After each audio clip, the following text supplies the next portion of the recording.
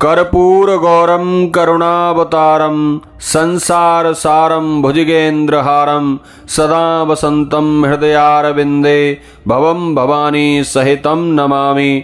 नमस्कार प्रिय बंधुओं, आप सभी का हमारे YouTube चैनल में बहुत बहुत स्वागत है। आज के इस वीडियो में आप श्रावण अधिक मास के तीसरे सोमवार की व्रत कथा श्रवण करेंगे।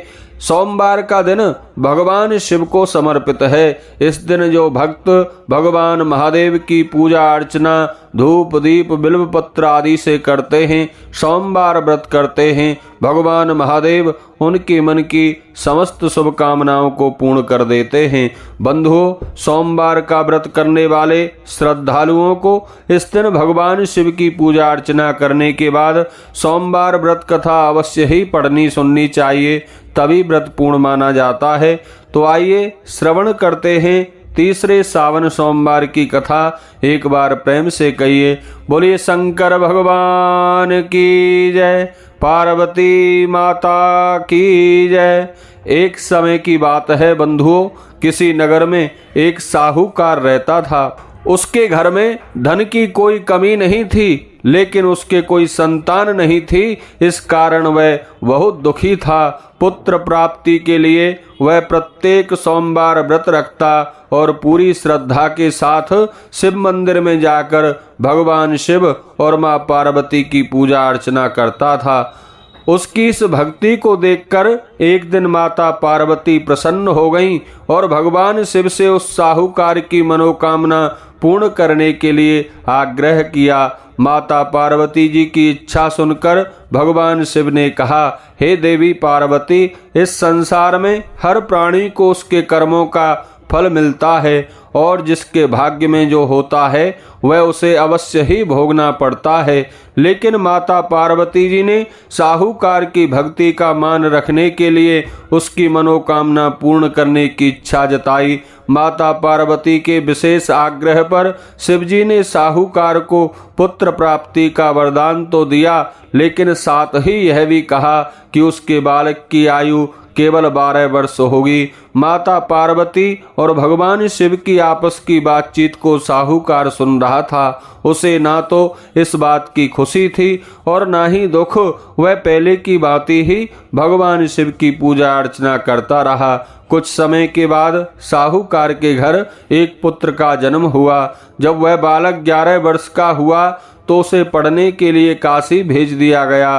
साहूकार ने पुत्र के मामा को बुलाकर उसे बहुत सारा धन दिया और कहा कि तुम इस बालक को काशी विद्या प्राप्ति के लिए ले जाओ और मार्ग में यज्ञ कराना। जहाँ भी यज्ञ कराओ वहाँ ब्राह्मणों को भोजन कराते और दान दक्षिणा देते हुए जाना।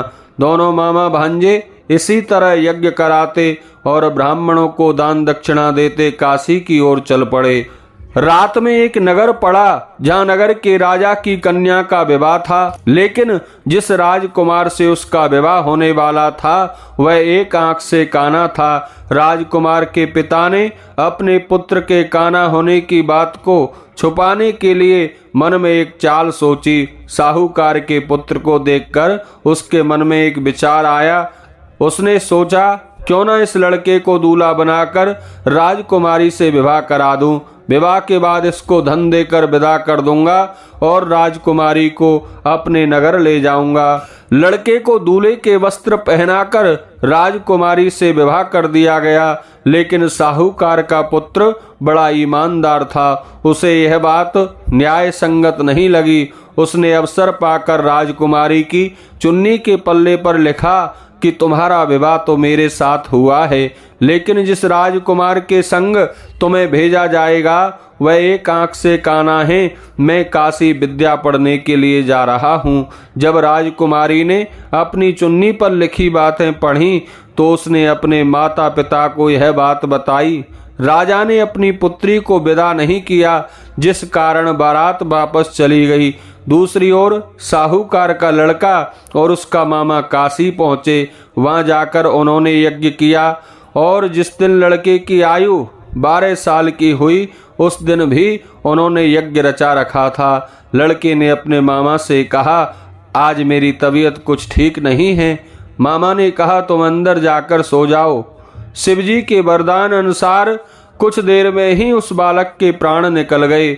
मृत भांजे को देखकर उसके मामा ने विलाप करना शुरू कर दिया, लेकिन संयोग से भगवान शिव और मां पार्वती उधर से निकलकर जा रहे थे। पार्वती ने भगवान शिव से कहा, हे स्वामी, इसके रोने के स्वर मुझसे सहन नहीं होते, आप इस व्यक्ति के कष्ट को अवश्य ही दूर करें। जब शिवजी मृत बालक के समीप गए तो वह बोले कि यह उसी साहूकार का पुत्र है जिसे मैंने 12 वर्ष की आयु का वरदान दिया था। अब इसकी आयु पूरी हो चुकी है। लेकिन मातृ भाव से विभोर माता पार्वती ने कहा, हे महादेव, आप इस बालक को और आयु देने की कृपा करें, अन्यथा इसके वियोग में इसके माता पिता भी तड़प तड़प कर मर जाएंगे। माता पार्वती के आग्रह पर भगवान शिव ने उस लड़के को जीवित होने का वरदान दिया। शिव जी की कृपा से वह लड़का जीवित हो गया। शिक्षा प्राप्त करके लड़का अपने मामा के साथ अपने नगर की ओर वापस चल दिया। दोनों चलते हुए उसी नगर में आज वापस आ पहुंचे जहां उस लड़के का विवाह हुआ था। उस नगर में भी उन्होंने यज्ञ का आयोजन किया।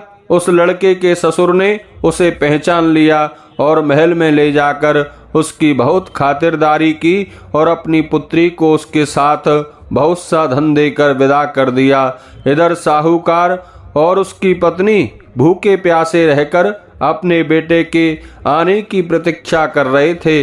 उन्होंने प्रण कर रखा था कि यदि उन्हें अपने बेटे की मृत्यु का समाचार मिला तो वह भी प्राण त्याग देंगे, परंतु अपने बेटे के जीवित होने का समाचार पाकर वह बेहद प्रसन्न हुए। उसी रात भगवान शिव ने व्यापारी को स्वप्न में आकर कहा, हे श्रेष्ठी, मैंने तेरे सोमवार के व्रत करने और व्रत कथा सुनने से प्रसन्न होकर तेरे पुत्र को लंबी आयु प्रदान की है। इसी प्रकार बंधुओं, जो भक्त श्रद्धा से सोमवार व्रत करता है, व्रत कथा सुनता और पढ़ता है, उसके सभी दुख भगवान शिव की कृपा से दूर होते हैं और समस्त शुभकामनाएं पूर्ण होती हैं। बोलिए शंकर भगवान की जय, पार्वती माता की जय।